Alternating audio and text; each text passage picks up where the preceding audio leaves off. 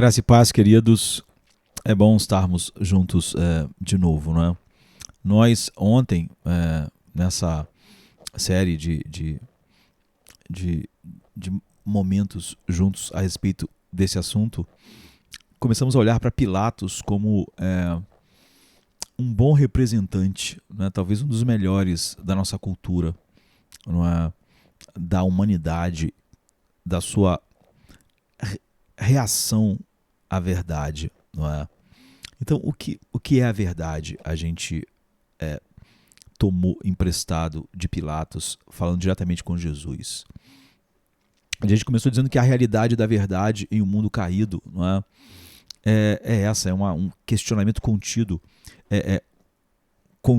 de a verdade absoluta existe? E a pergunta é muitas vezes feita, não é, hoje por todo mundo, não é? Porque a gente vive numa geração que nega tal noção de verdade. E o único absoluto parece ser que não há absolutos. E a única verdade é que não há verdade. E essas declarações não são teóricas apenas, né? Mas infelizmente representam a mentalidade da nossa cultura, do nosso mundo pós-moderno, infelizmente de grande parte dos cristãos e da igreja visível. Então, comumente a gente ouve as pessoas hoje dizerem: olha, você tem a sua verdade, eu tenho a minha verdade. Então, como a gente falou, no mercado contemporâneo de ideias, as opiniões pessoais e o pragmatismo crasso são a moeda que compra e vende. E se você não quiser ter essa moeda, você então está fora do mercado, não é? A rejeição da nossa cultura flagrante da verdade absoluta, na verdade, apesar de ser tão galopante em nossos dias, a gente viu ontem, não é novidade, mas pode ser rastreada séculos atrás e séculos atrás. E nós ouvimos a sua negação ecoar pelos corredores do tempo, como a gente viu ontem, e até o ministério de Cristo estava sempre diante dessa questão e indo para trás e para trás. Na noite anterior à crucificação de Jesus, a gente viu Jesus foi julgado por Pôncio Pilatos, ele se engajou em uma conversa face a face com a verdade encarnada, não é? Na qual a denúncia da própria verdade do próprio Pilatos foi claramente revelada e sua hostilidade, né, a ela. Ele tinha acabado de ouvir Jesus falar do seu reino e proclamar que ele era um rei. E após a afirmação de Jesus de que todos os que eram da verdade ouviriam a sua voz, Pilatos ele pergunta com ceticismo: o que é a verdade? Em João 18, 38. E nós queremos continuar, não é, o que começamos ontem. Então, a realidade da palavra de Deus está na palavra inerrante, não é? A realidade da verdade só pode ser encontrada na palavra inerrante de Deus. Quando Martim Lutero foi convocado pelo Sacro Imperador romano, né, Carlos V, para comparecer perante a dieta imperial em Worms, na Alemanha, em abril de 1521, ele deveria comparecer em seu próprio julgamento por heresia, já que era disso que ele era acusado, no qual ele seria chamado a se retratar dos seus escritos. E apesar dos avisos dos amigos para Lutero não comparecer à dieta, né, Lutero a si mesmo viajou até Wittenberg, de Wittenberg até Worms, né, pregando nas aldeias durante a viagem, né, naquela época não eram viagens tão rápidas quanto agora. Ele foi pregando nas aldeias e cidades ao longo do caminho, acreditando que a verdade venceria, não é? E em Worms, a hierarquia política e eclesiástica se reuniu com a intenção de expor Lutero como um herege e condená-lo, né? E o promotor, Johann Eck, ele, representando a Igreja de Roma, ele pressionou Lutero com duas perguntas. Enquanto todos os livros que Lutero escreveu e tudo que ele tinha escrito estavam numa mesa diante de Lutero. E a primeira pergunta de Eck foi ela era direta e bastante simples, né? A primeira pergunta foi: Martim Lutero, estes livros são seus? Ou seja, eles foram escritos por você? E a resposta foi sim, né? Então veio a segunda pergunta, que era muito mais significativa. Você vai se retratar de tudo que você escreveu? Você vai se retratar de tudo que você disse? Então, sentindo a magnitude daquele momento, Lutero pediu um recesso de um dia. E ele se retirou por uma noite, não é? E ele não dormiu, ele orou naquela noite. E ele reapareceu no dia seguinte e falou aquelas palavras que agora são famosas na história, né? Que são um toque do clarim no ouvido de todo verdadeiro cristão, né? De todo verdadeiro homem regenerado. Lutero disse: a menos que eu seja convencido pelas Escrituras e pela razão clara, não aceito a autoridade de papas e concílios, pois eles muitas vezes se contradizem. A minha consciência é cativa à palavra de Deus, à palavra escrita, né?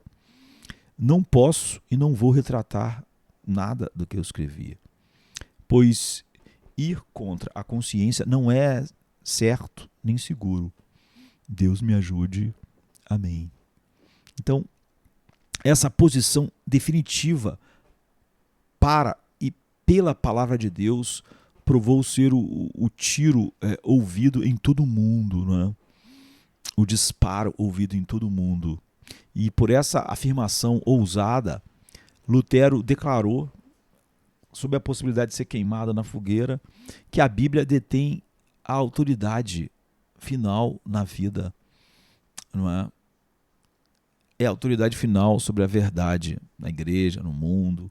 Ele sustentou que a Escritura é suprema sobre qualquer coisa, né? Ali na resposta dele sobre papas e concílios.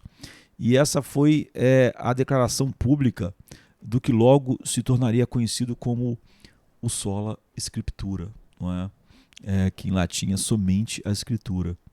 A Igreja Católica, a Igreja Católica Romana, né, havia defendido que a verdade estava nas Escrituras e na tradição, nas Escrituras e nos concílios eclesiásticos, nas Escrituras e no Papa.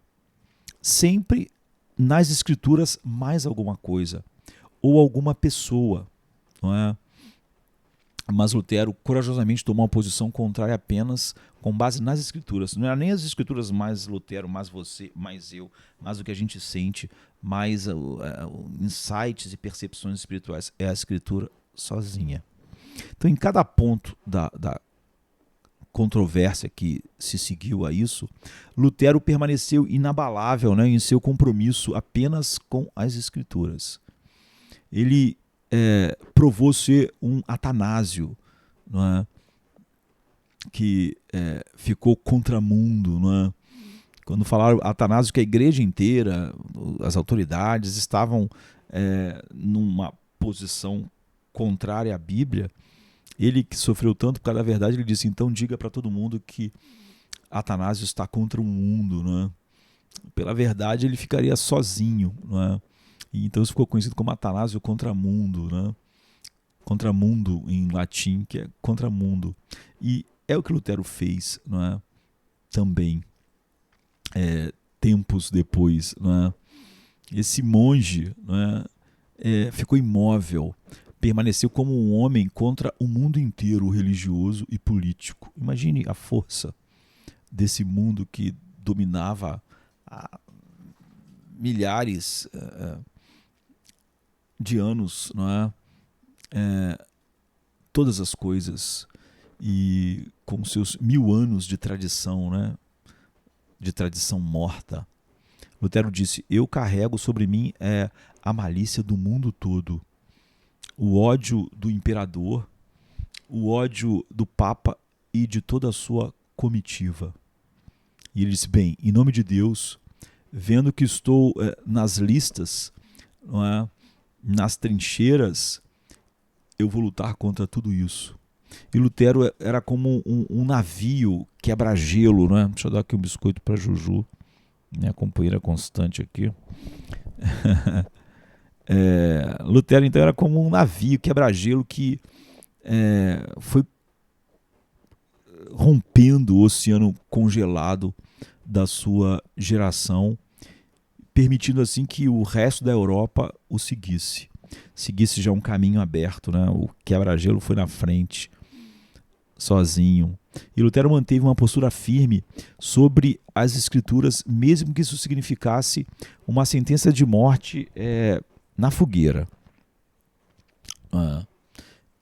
E essa sentença estava ali. Ele estava diante da dieta que poderia colocá-lo na fogueira. Ele corajosamente declarou, desde o ano de Nosso Senhor, de 1518 até o presente, todas as quintas-feiras santas em Roma, eu tenho sido excomungado pelo Papa e lançado no inferno. E ainda assim eu ainda estou vivo. Isso é a honra e a coroa que nós devemos esperar do mundo, não é? Como ele não esperava nada diferente, então ele não estava abalado com isso. Em outras palavras, defender publicamente, não privadamente, minha fé privada. Né? Se Lutero ficasse lá no mosteiro com a fé privada, ele não estaria nessa situação. Né? Paulo não apanharia de cidade em cidade. Hoje em dia as pessoas falam muito sobre uma fé privada. A verdadeira fé não é privada. Não é? Jesus morreu por nós em público. E nós devemos viver para ele em público. Né?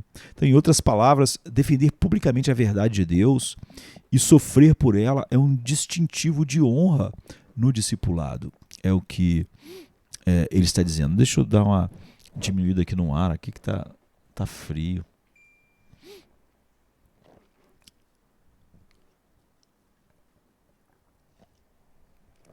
Então, sofrer pela verdade é um distintivo de honra no discipulado.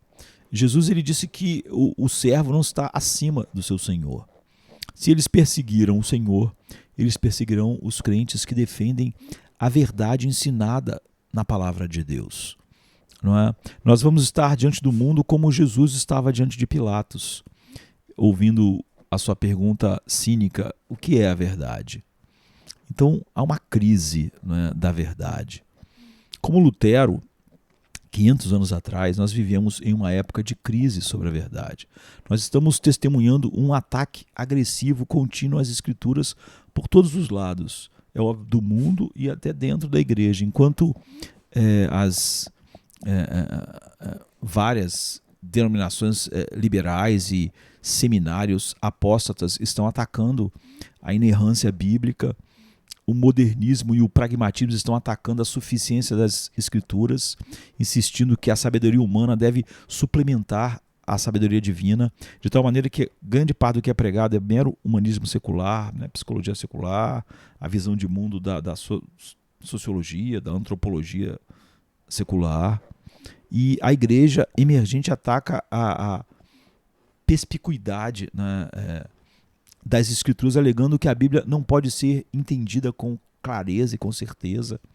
E os carismáticos não cessacionistas atacam a finalidade da Bíblia ao acrescentar supostas revelações místicas, não é, que dirigem a nossa vida ao queiro fechado das Escrituras, como se a revelação completa de Deus não fosse suficiente, não é? Ou não fosse completa para a vida e a piedade. E as seitas atacam a própria mensagem da palavra de Deus, distorcendo a pessoa e a obra de Jesus Cristo. Roma ainda ataca a autoridade singular da Bíblia, acrescentando suas tradições, concílios eclesiásticos e decretos papais.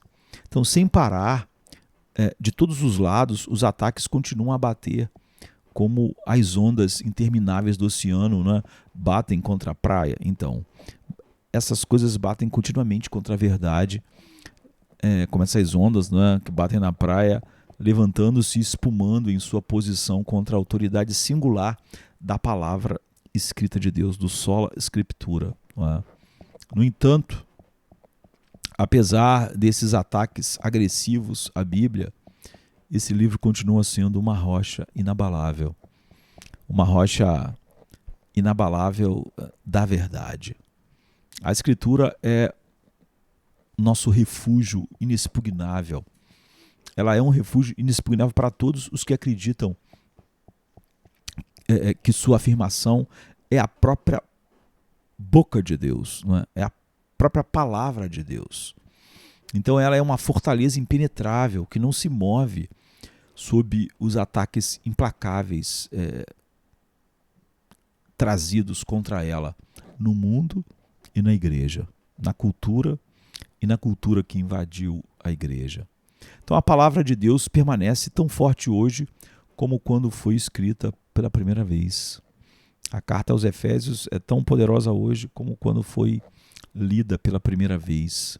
O homem ou a mulher que se ergue sobre ela, que é edificado sobre ela, pode resistir a qualquer engano do mundo. Né? Então a palavra de Deus ela é tão forte que quando nós edificamos nossa vida sobre a palavra de Deus, pela fé, nós também não podemos ser influenciados pela mentira e pelo engano do mundo, do humanismo secular, enfim. Então, à medida que nós somos confrontados com os muitos ataques à Bíblia, nós devemos permanecer fortes na fé e dizer, como Lutero disse para a igreja naqueles dias, né? Aqui estou, não posso fazer outra coisa. Deus me ajude. Então, nesse momento da verdade, nós devemos abraçar e proclamar a realidade da verdade conforme apenas registrada na palavra de Deus.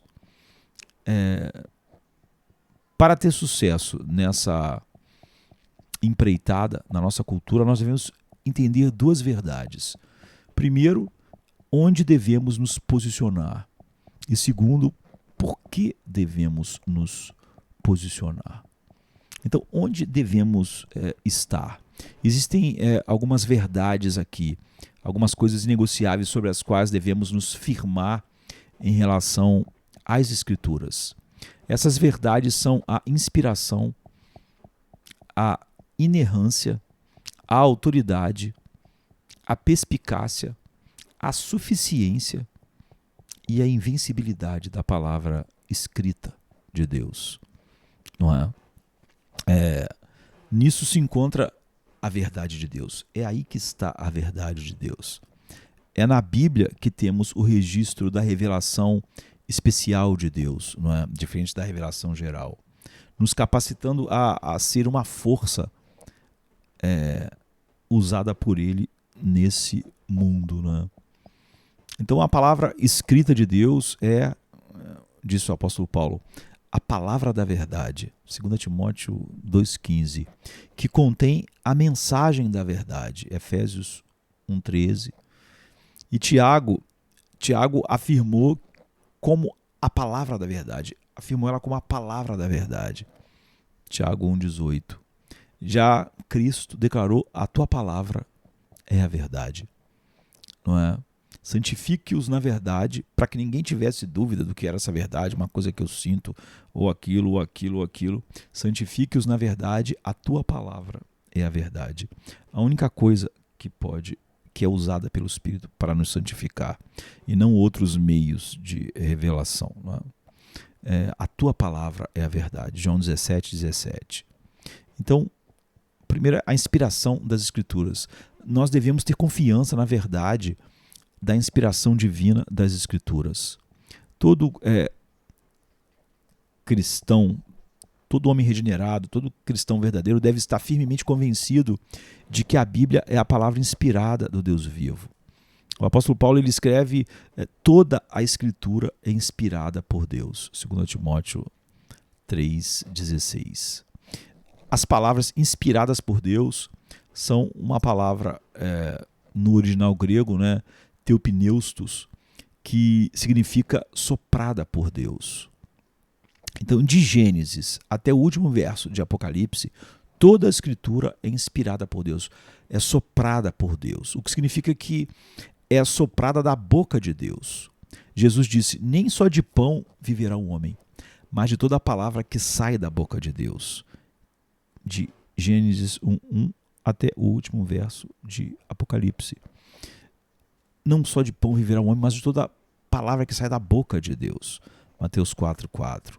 No sentido mais verdadeiro, a doutrina da inspiração das Escrituras é a doutrina da expiração, não é? Ou seja, a Escritura é inspirada por Deus, é soprada por Ele. Então, com a Bíblia, há um autor primário, que é Deus, que usou muitos autores secundários, homens, para registrar a sua mensagem, não é? A verdade. Os autores humanos foram simplesmente os instrumentos nas mãos de Deus para registrar as Escrituras. Mas há apenas um autor primário, que é o próprio Deus, que nos fala através da sua palavra. Então, a inspiração das Escrituras se entende até seus mínimos detalhes. Jesus disse, em verdade, eu digo que o céu e a terra vão passar, não é? Mas nem um jota, nem um tio da palavra, da lei, passará até que tudo seja cumprido. Mateus 5:18. Então, ele falou sobre a menor letra na língua hebraica, né, que é um iod, semelhante a um apóstrofo na nossa língua. Então, ele quis dizer que a mínima coisa, não é como uma linha fina e quase imperceptível ao olho nu. O menor traço em hebraico é simplesmente uma pequena extensão de uma letra para distinguir uma letra da outra, não é?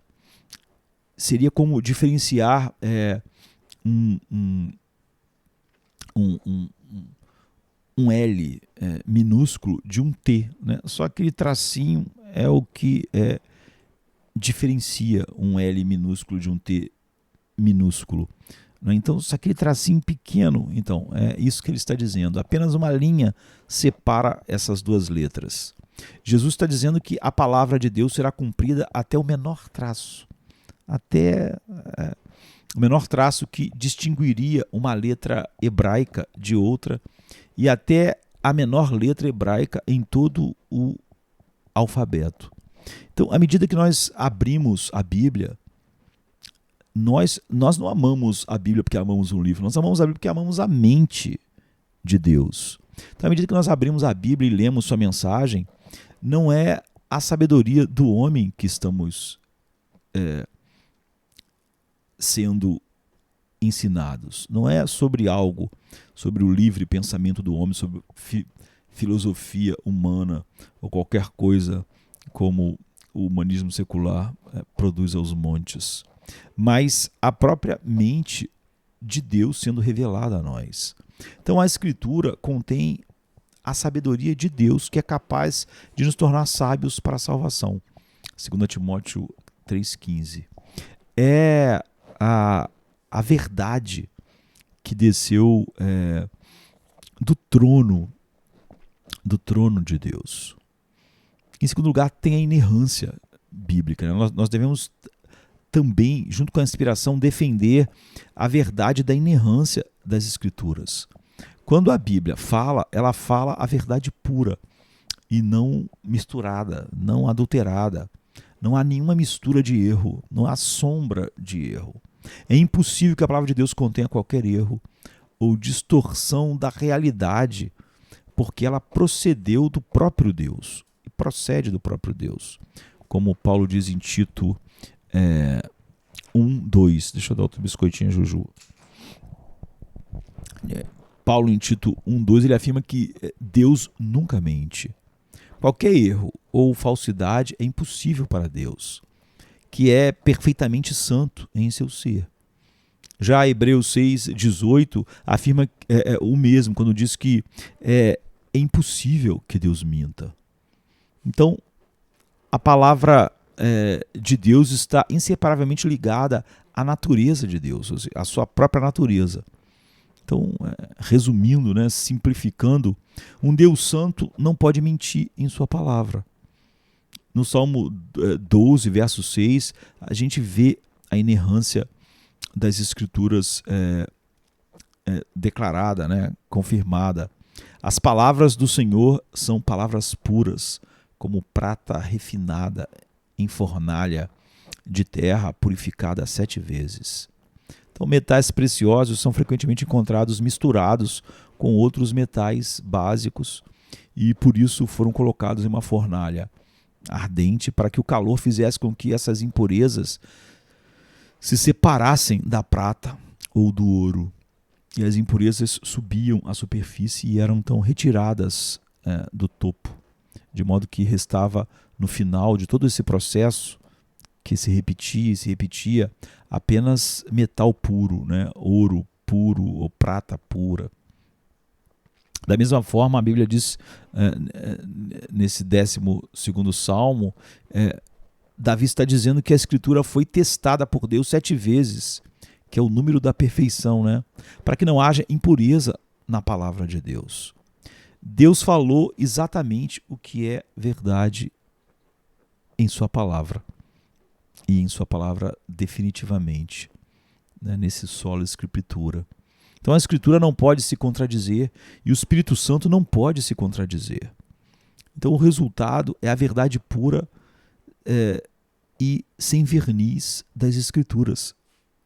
Todo o resto é julgado por isso. Então a inerrância das Escrituras nos dá uma grande confiança de que toda a verdade ensinada em suas páginas que contém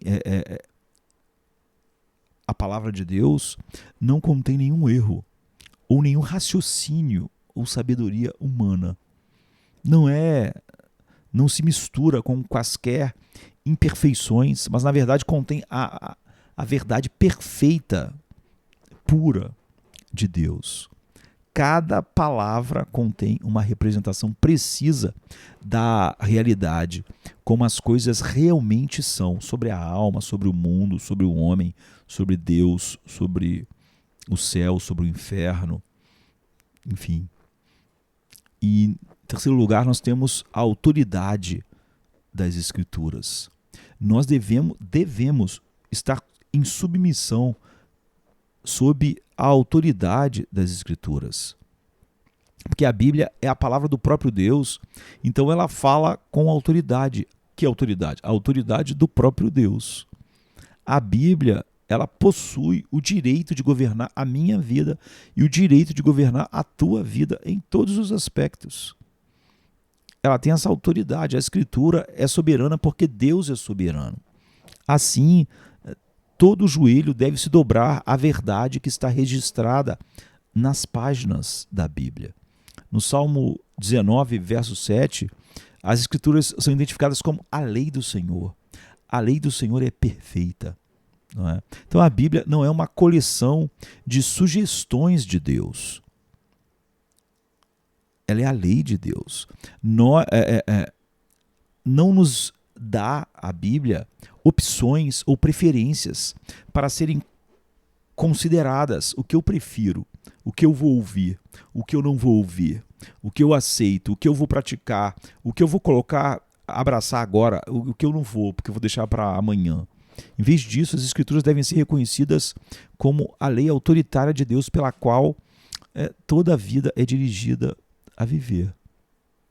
Então, nos dias de Cristo, os fariseus elevaram suas próprias tradições acima da palavra de Deus, não é? E a mesma coisa ocorreu nos dias de Lutero, que entendeu que nem os pronunciamentos do Papa, nem a palavra de qualquer homem poderiam ser levadas acima da autoridade das Escrituras. Não é? Então, a palavra de Deus, ela desculpa, ela medeia o governo de Deus sobre a vida e sobre a vida da igreja. Então Lutero, ele insistiu e Lutero disse: os pregadores devem provar suas afirmações com a palavra. Quando eles exaltam a autoridade dos pais e de Agostinho, os pais da igreja, né, e de Agostinho, de Gregório e também dos concílios, a nossa resposta é que essas coisas não têm direito a nós. Nós exigimos a palavra. Nós amamos o que Agostinho ensinou, se é a palavra.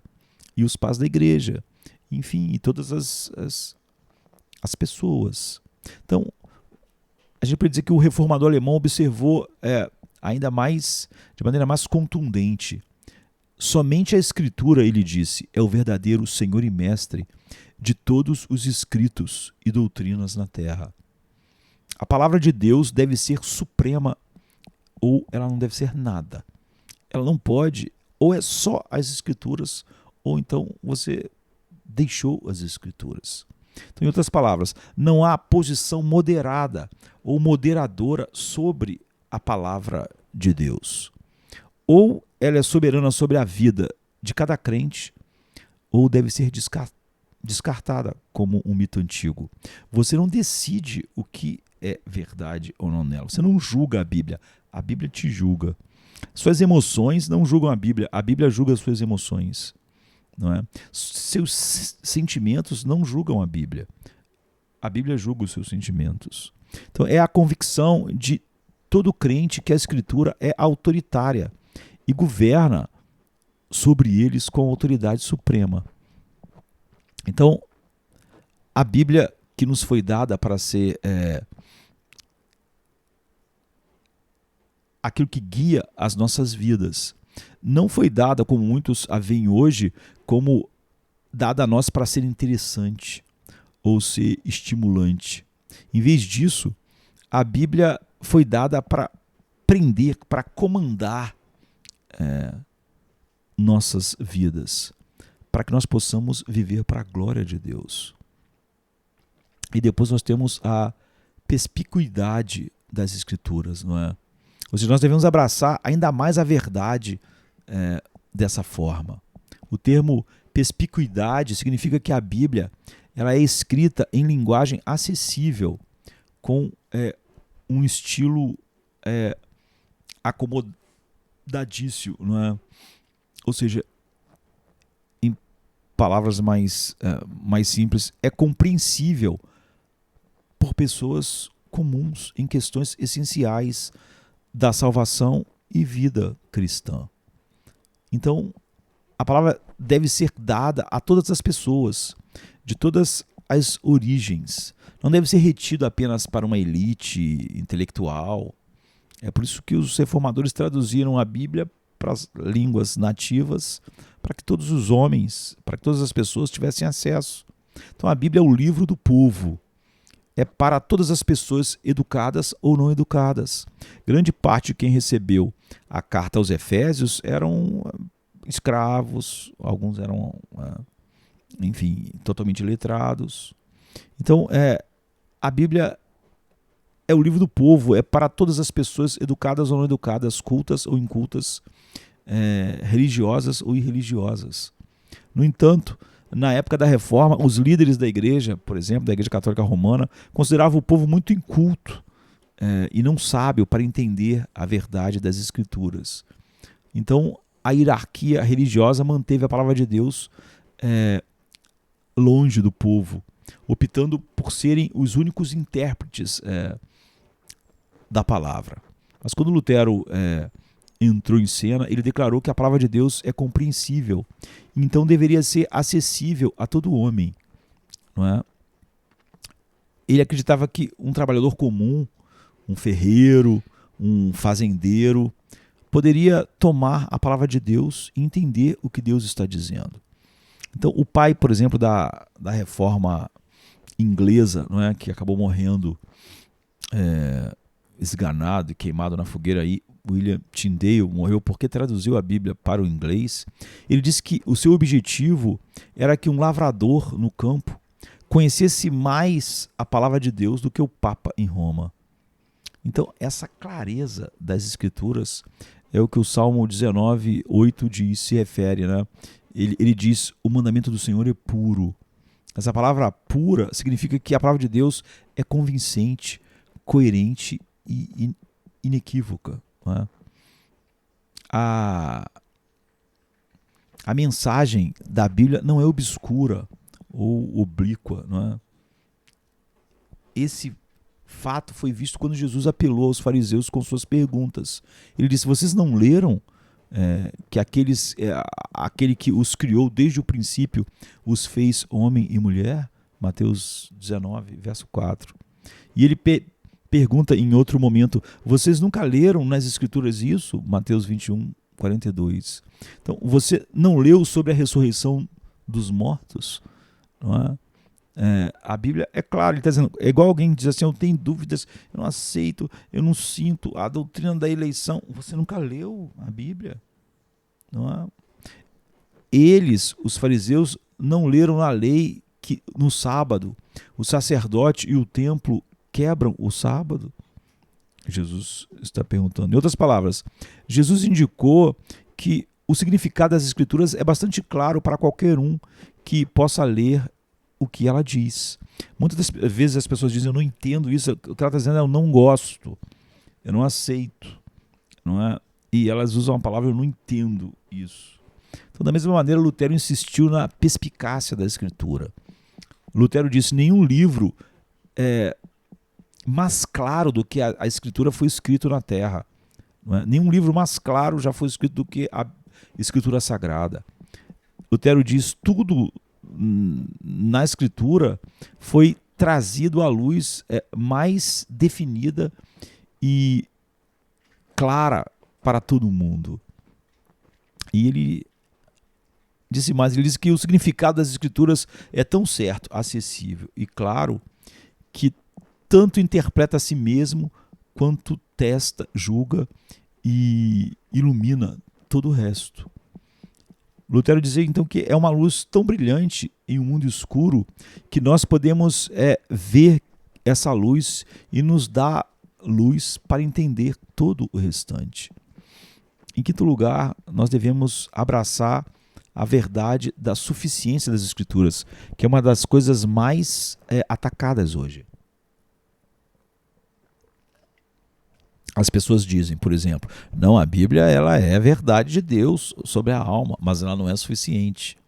Precisa de mais da sabedoria humana, do humanismo secular, para complementá-la. Então o Salmo 19:7 diz: a lei do Senhor é perfeita. Essa palavra perfeito significa inteiro, completo, sem faltar nada. Não é?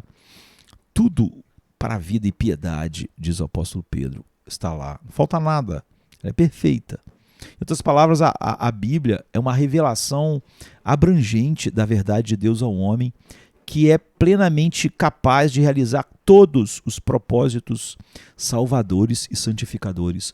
Não há nenhum propósito salvador ou santificador que a Bíblia não seja suficiente. Não é? Em Isaías 55:11, Deus diz da sua própria palavra: ela não voltará para mim vazia, mas fará o que me apraz, o que eu quero, né? E terá sucesso naquilo para o que eu determinei, ou para aquilo que eu a enviei. Então, o que quer que Deus esteja fazendo na terra, Ele está realizando através da palavra. E mais nada. Ninguém é salvo sem a palavra de Deus. Ninguém é conformado à imagem de Cristo à parte da palavra de Deus. Ninguém está sendo equipado para o ministério à parte da palavra de Deus.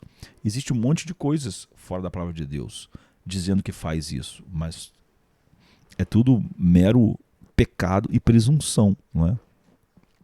Tudo de bom e eterno que Deus realiza nesse mundo, Ele faz pela execução da sua palavra. Por isso que Jesus disse: santifica-os na verdade, a tua palavra é a verdade. Não existe nada na santificação que seja com alguma coisa que venha fora da palavra, algum insight, alguma revelação, alguma coisa, nada. O apóstolo Paulo observa que por meio das escrituras o homem de Deus seja perfeito. Ele diz: perfeitamente habilitado para toda boa obra, ou seja, para tudo que honra a Deus. 2 Timóteo 3,17. Tudo que glorifica a Deus.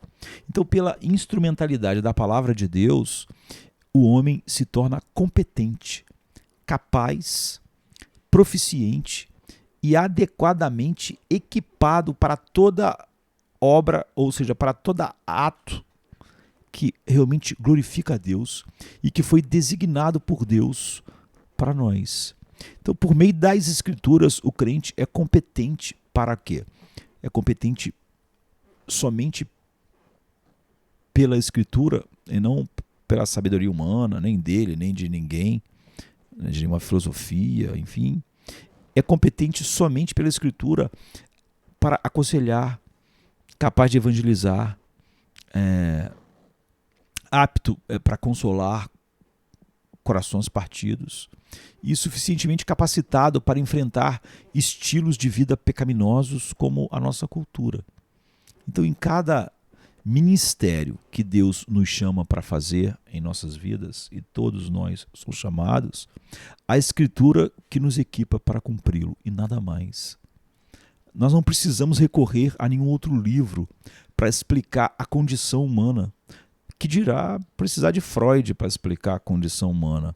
Nenhum outro livro de filosofia ou psicologia é necessário para diagnosticar o problema mais básico do homem, porque nenhum outro livro contém a solução para os problemas do coração do homem e para a alma do homem.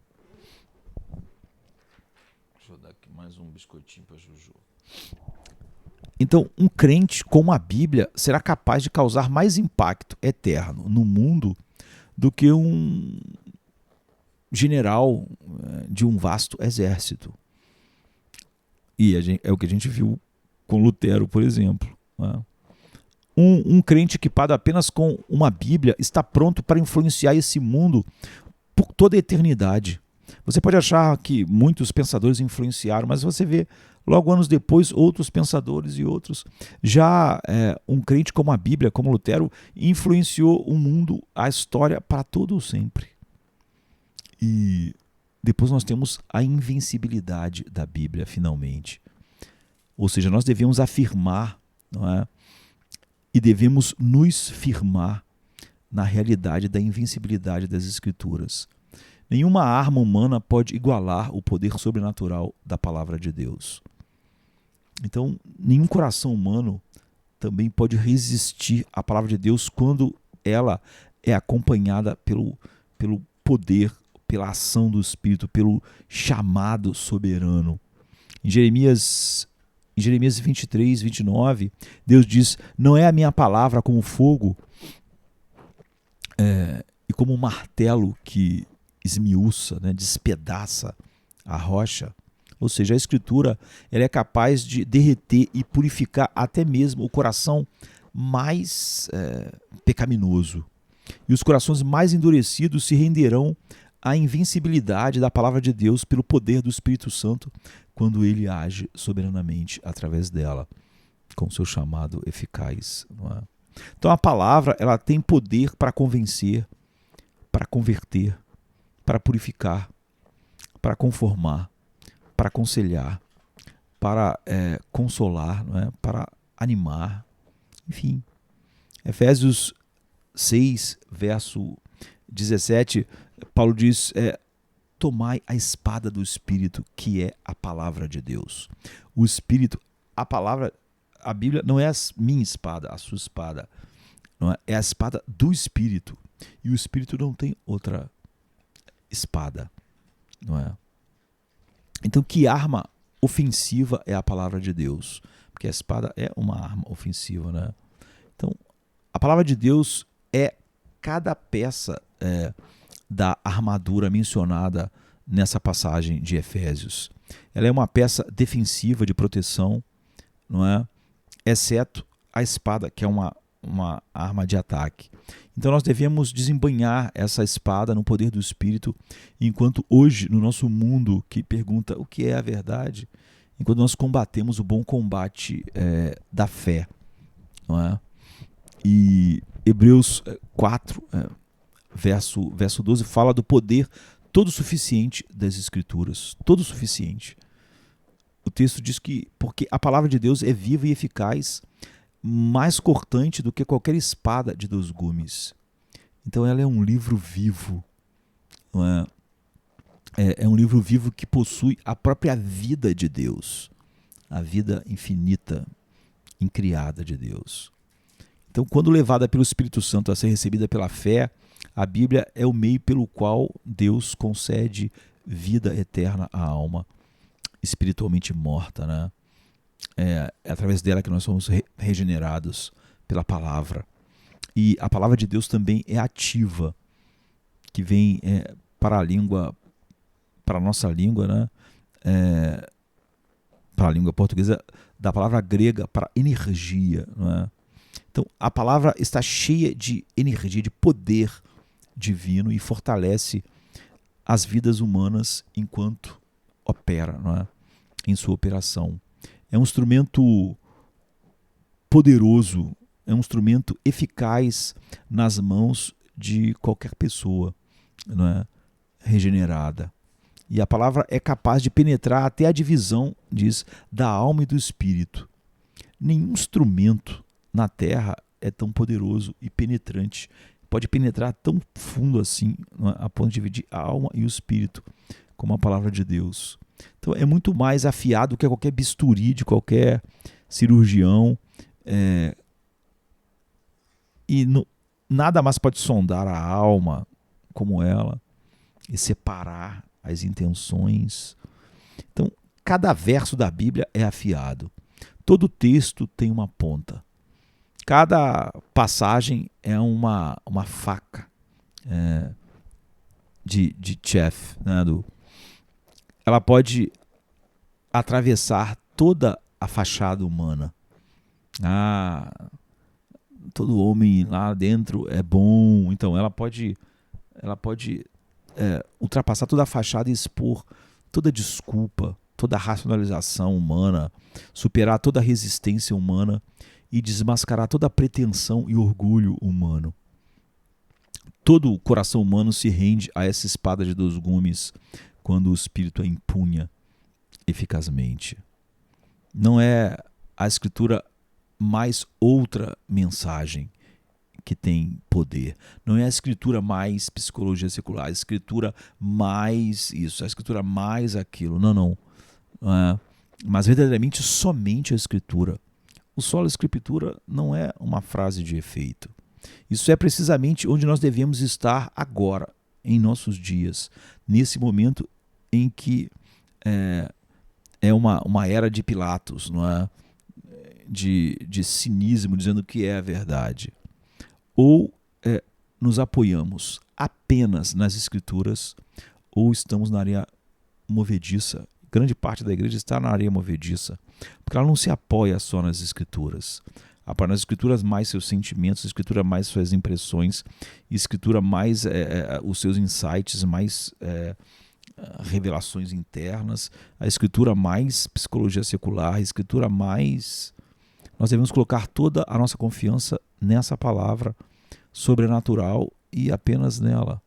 Então, como nunca antes, uma pressão crescente está vindo contra nós em relação ao que acreditamos e onde estamos.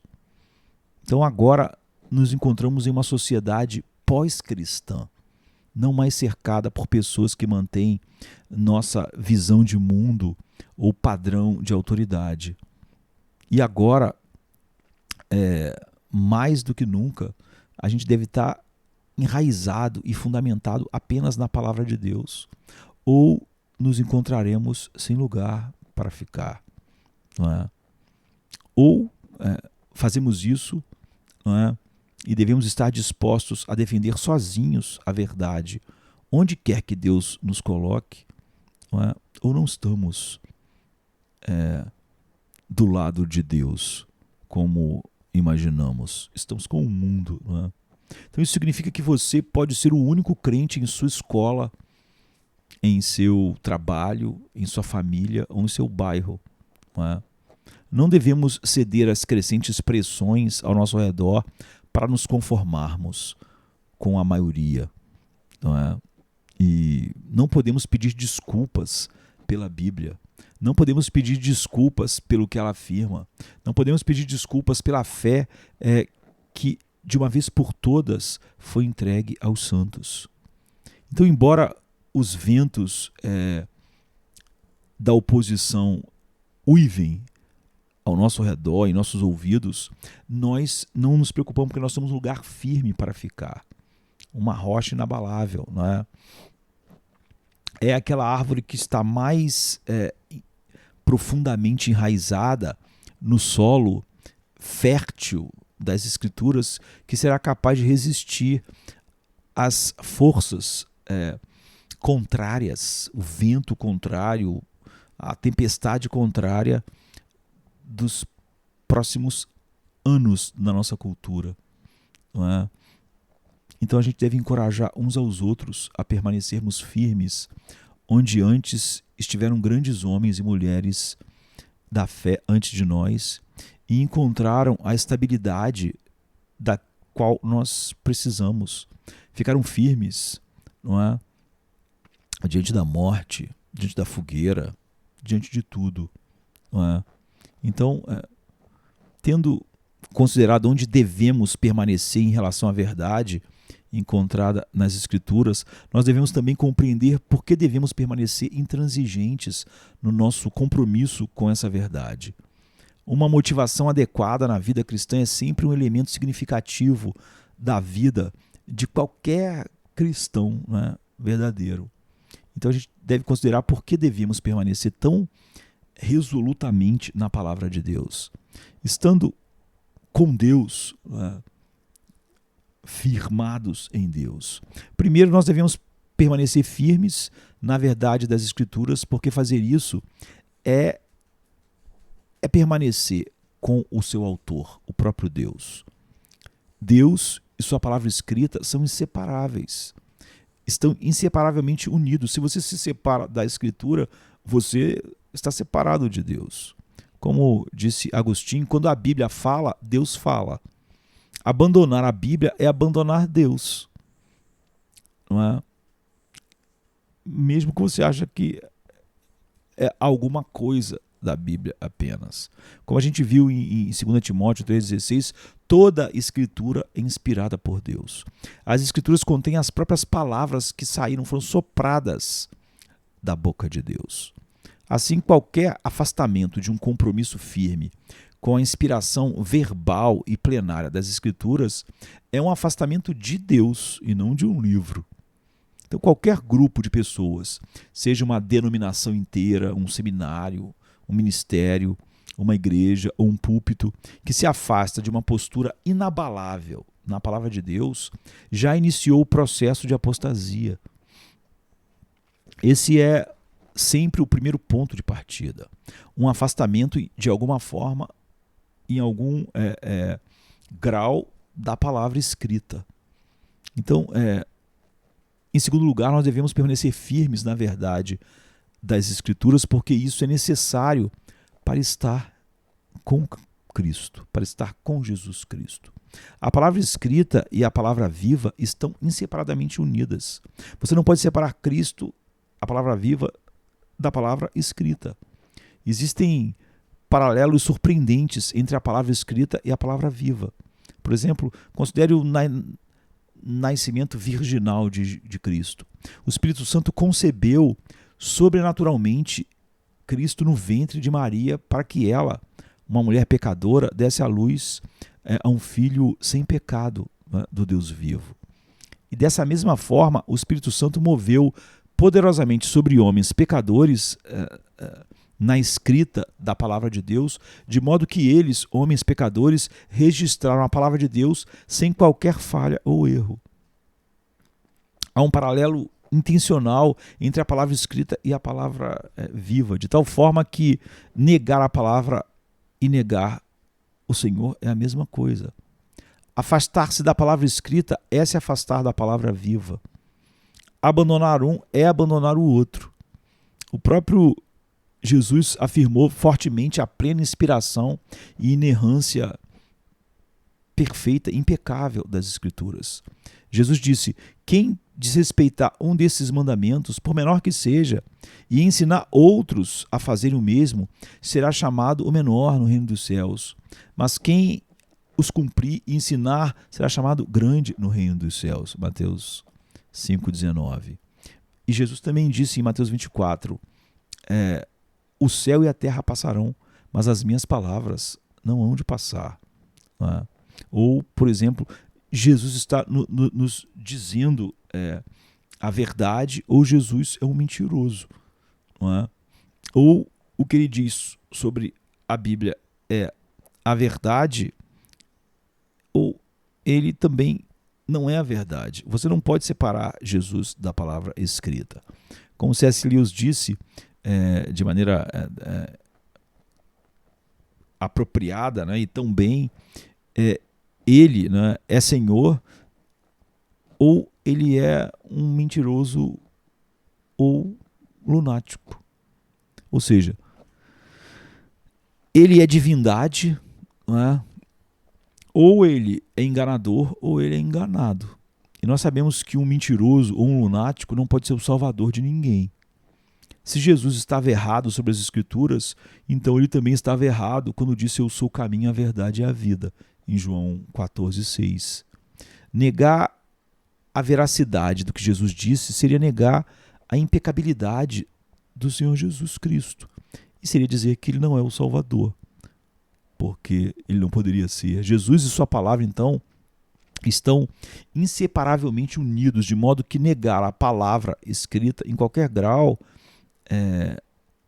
é negar o cabeça da igreja, que fala apenas através da sua palavra.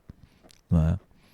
E a razão final pela qual nós devemos permanecer firmes na verdade das Escrituras somente, como Jesus ficou firme diante de Pilatos, é que abandonar a palavra de Deus é abandonar o Evangelho.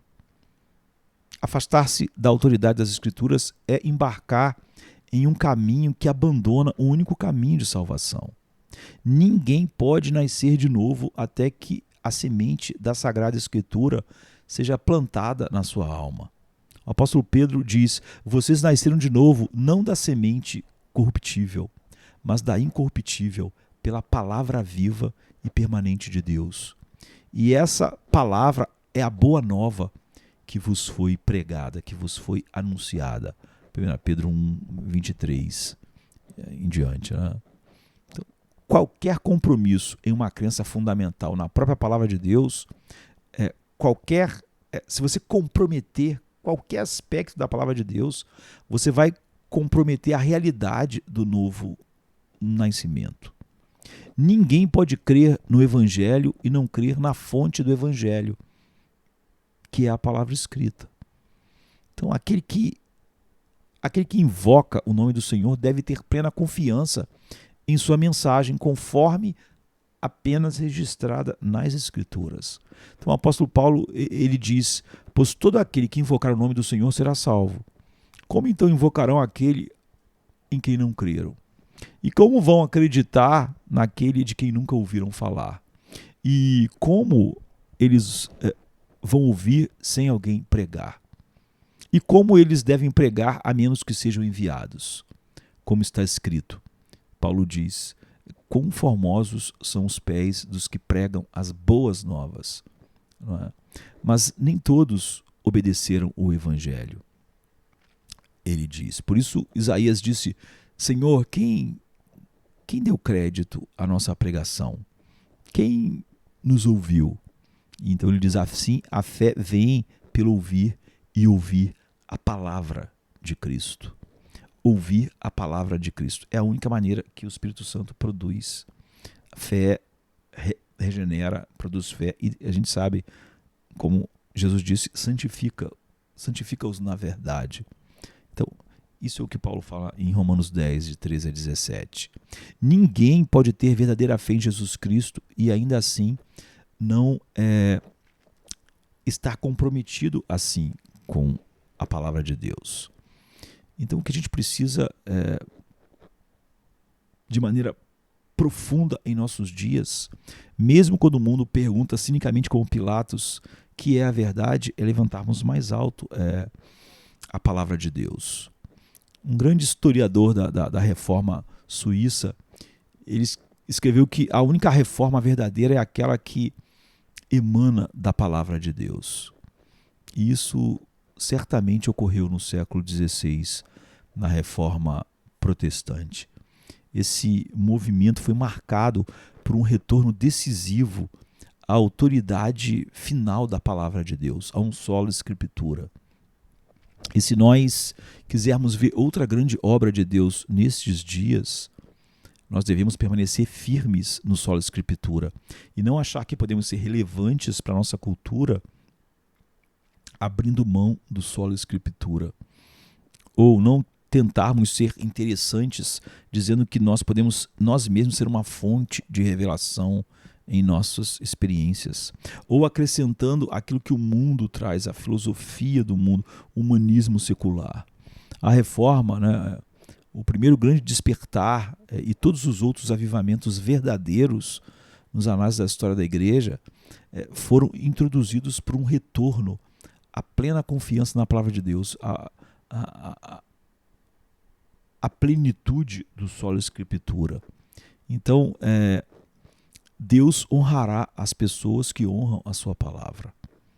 Se nós quisermos ver tal nova reforma dentro do propósito de Deus em nossos dias, a igreja, as nossas igrejas devem abraçar completamente todos os aspectos da verdade das Escrituras e somente das Escrituras. E com uma devoção renovada, os pastores, como os puritanos fizeram, por exemplo, na sua época, devem se tornar ferozmente comprometidos em proclamar o pleno conselho de Deus, enquanto não só pregam a verdade, mas negam qualquer erro que contradiga a palavra escrita, que mostram todo o erro do humanismo secular. Não podemos só proclamar a verdade, devemos negar qualquer erro. Então, os pastores devem pastorear a igreja somente pelas Escrituras. Toda tradição na igreja deve ceder à autoridade das Escrituras. Enquanto muitas tradições da igreja estão enraizadas e fundamentadas na verdade bíblica, aquelas que são contrárias à palavra de Deus devem se submeter à autoridade final das Escrituras. E não devemos pegar nenhuma tradição simplesmente e colocar lá. Não é? Nossos cultos de adoração devem ser regulados pela palavra de Deus, porque o que importa para nós é Deus, e nós somos chamados para adorá-lo em espírito e em verdade.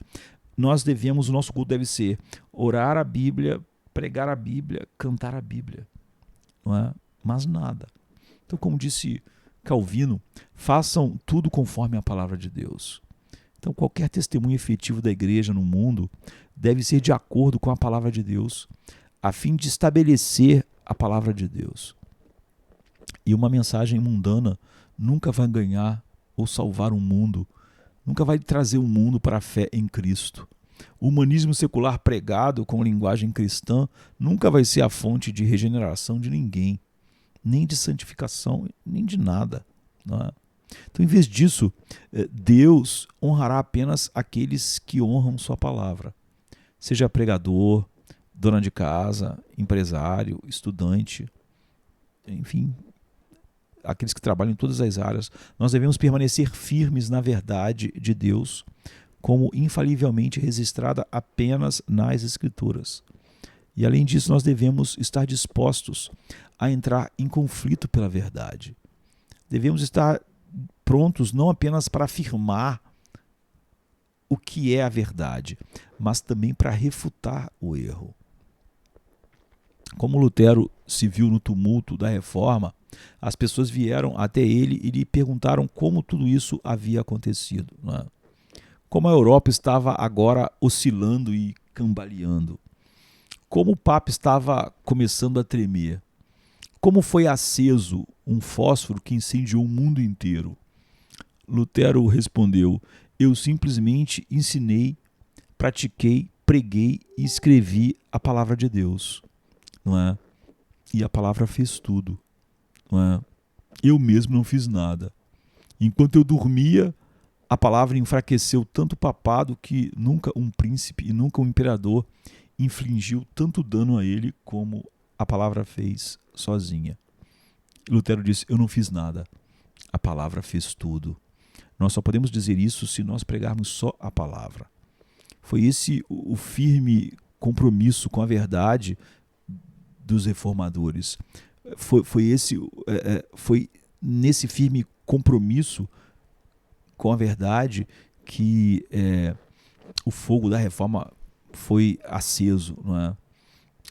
Naqueles dias. E em nosso momento, não é?